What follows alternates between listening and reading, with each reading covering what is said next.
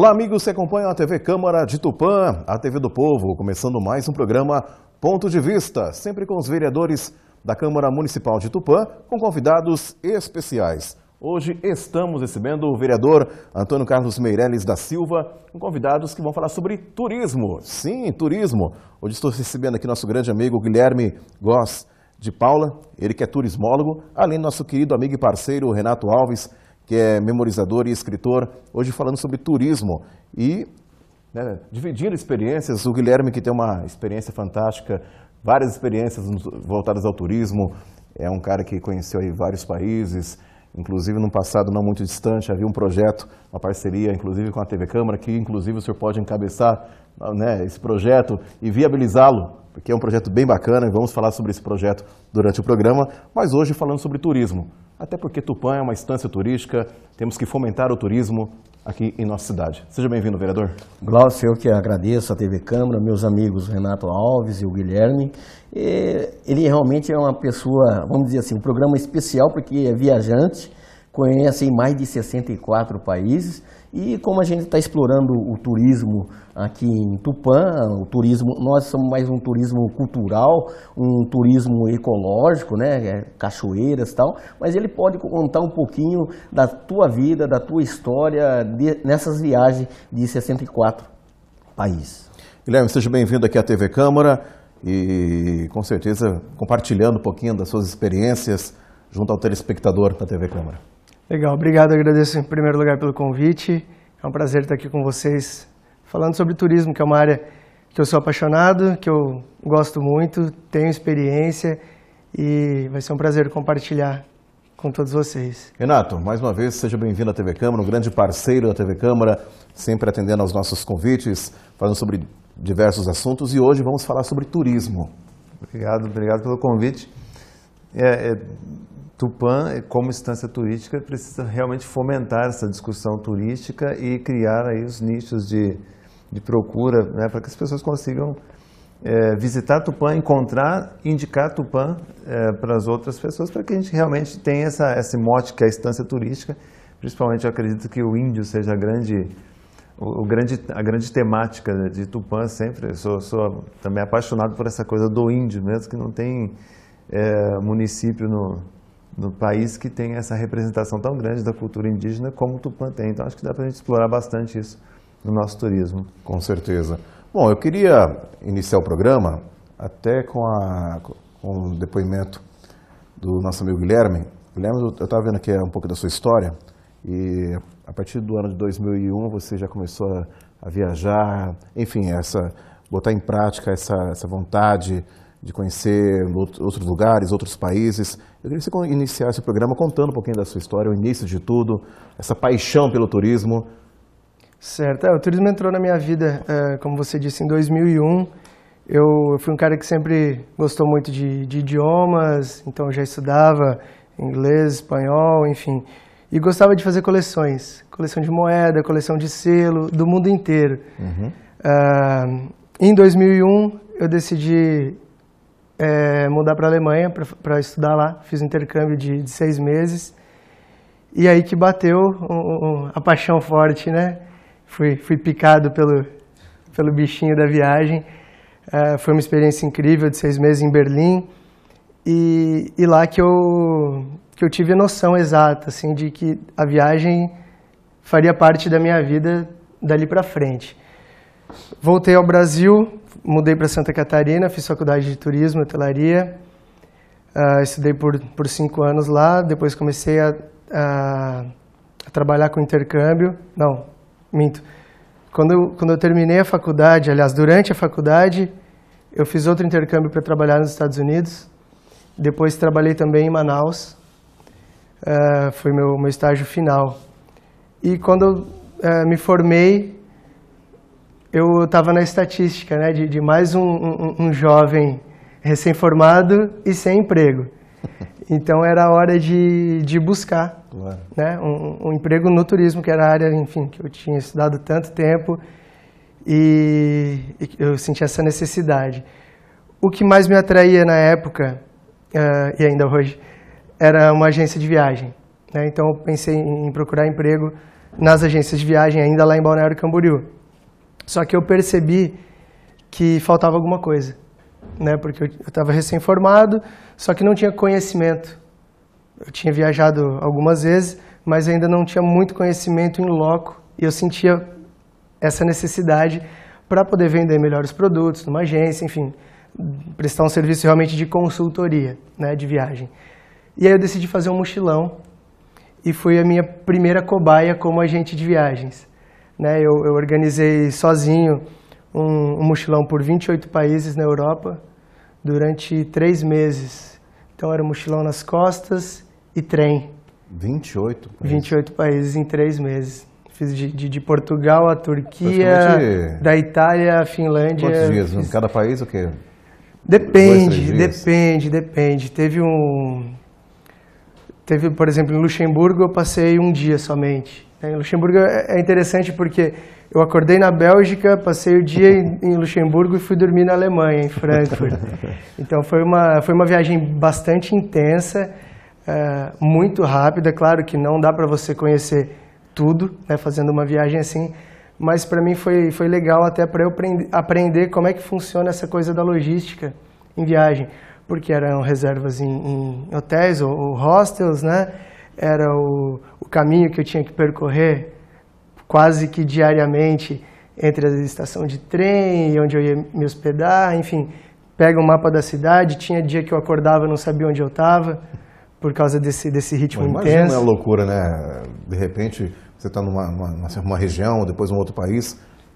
Tinha uma hora que você... Exatamente. Eu lembro quando eu cheguei na Suíça, eu fui pegar um mapa, custava, enfim, eles cobravam, né, um preço X lá, era bem baratinho. Eu fui pagar em euro, e eles não são da zona do euro, né, lá é o franco suíço. Então, acontecem coisas assim durante a viagem que, por causa da intensidade, você acaba não conseguindo fazer tudo 100% corretamente. Também aconteceu de chegar em lugares sem reserva, daí eu ter que pegar um trem e ir para outro lugar, enfim, para dormir no trem, porque não tinha onde dormir. Então, enfim, N casos aí interessantes da viagem. Depois desse mochilão, eu comecei a trabalhar de volta em Santa Catarina, comecei a trabalhar com intercâmbio. Trabalhei lá cerca de quase um ano, mais ou menos, e senti a necessidade de ter a minha própria agência. Foi quando eu voltei para Tupã em 2009 e abri a Raizen Turismo, né? Aí então comecei a viajar mais ainda. Em 2011 eu entrei num projeto muito interessante dos guias de viagem O Viajante, que é um guia escrito por brasileiros para brasileiros, né? É o maior guia de viagem escrito em português. E comecei fazendo o guia Europa, voltei para a Europa, fiquei mais 3 meses, aí num ritmo menor, visitei só 10 mais países, calma. Exatamente, ficando mais tempo nos lugares, conhecendo mais cidades de cada país, tendo mais contato realmente com cada cultura. Tive um primeiro contato na Rússia, que foi muito interessante durante essa viagem, a Rússia me marcou bastante, por ser muito diferente daquilo que eu já tinha visto, né, na Europa, enfim, na Europa Ocidental. Depois disso... Você na Rússia no inverno ou Não era inverno, mas peguei neve. Peguei neve em Moscou. E, enfim, um idioma completamente diferente. Chegava na estação de trem, você ficava completamente perdido, né? N situações interessantes também aconteceram por lá. Aí, em 2012, eu fui contratado novamente pelos Guias do Viajante. Aí eu fiz uma viagem pela Argentina de carro durante um mês.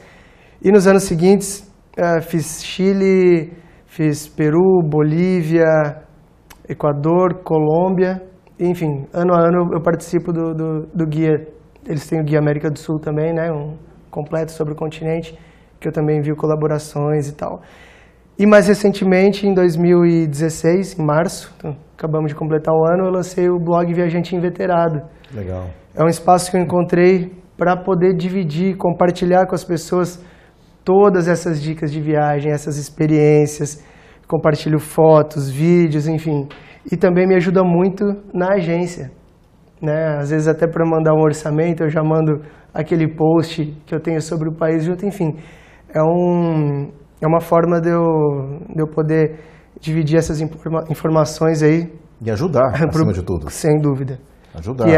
Ajudar e incentivar, Glaucio. Porque eu acho que uma pessoa como eu, que é apaixonada por viagens, e o meu amigo Renato, que eu sei que também a gente tem essa necessidade, pelo menos eu sinto muito isso, necessidade de ajudar. Claro. De ajudar sem cobrar nada, sabe? Então o blog é uma ferramenta, um veículo, na verdade, onde eu consigo fornecer essas informações sem custo nenhum para o meu leitor.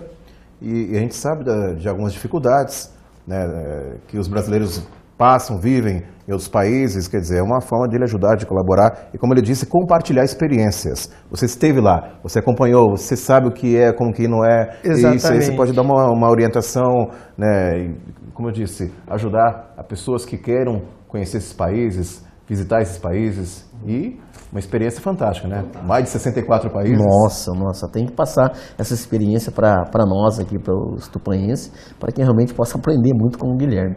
É isso aí.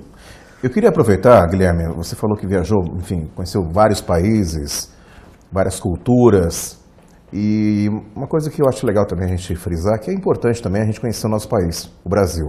O Brasil é riquíssimo, né? Temos aí estados, temos um litoral belíssimo, regiões fantásticas, culturalmente falando.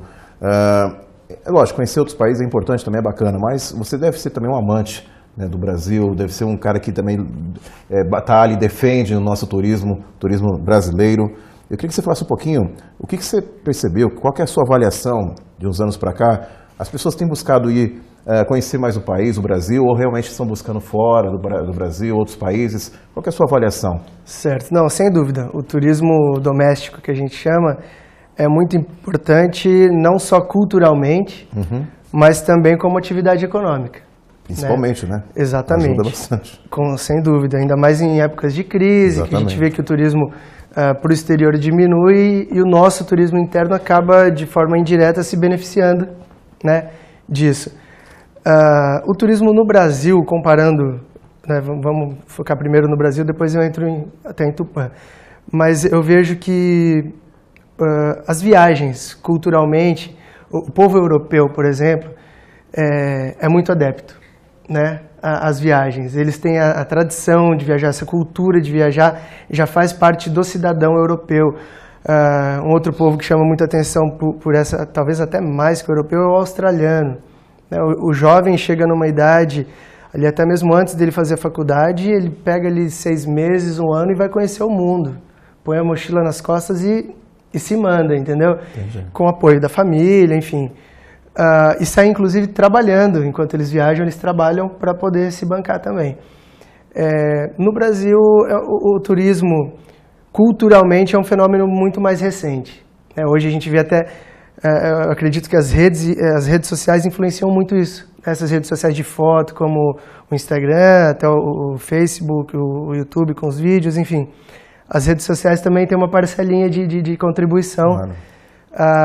Nessa cultura viajante, né, que a gente fala. Então é uma coisa que está nascendo, é uma tendência, as pessoas estão sim, como você me perguntou, estão viajando mais, estão procurando viajar mais, os destinos brasileiros estão em alta, estão bastante em alta. Você pega uma rede social, tem muita coisa nacional legal. Só interrompendo, aproveitando esse raciocínio, você acha que a alta do dólar também influenciou alguma coisa? Com certeza. Tem uma parcela de... Sem dúvida, sem dúvida. Eu posso falar pela experiência minha, até como agente de viagens, né? Muitos daqueles clientes que fariam uma viagem internacional, com esse problema da crise, né, o aspecto econômico, a alta do dólar, eles optaram por dar uma segurada e por fazer o turismo doméstico. Então isso é uma realidade, né?